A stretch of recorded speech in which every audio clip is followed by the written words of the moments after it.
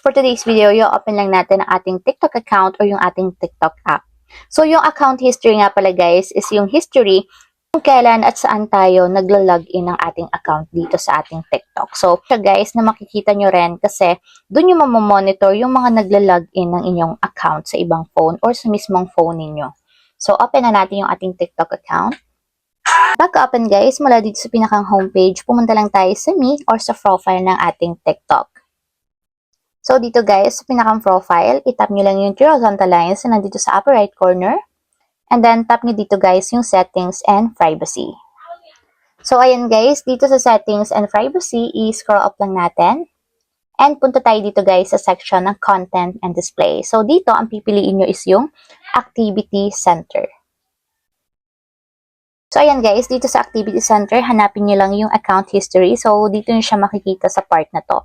So, tap nyo lang yung account history.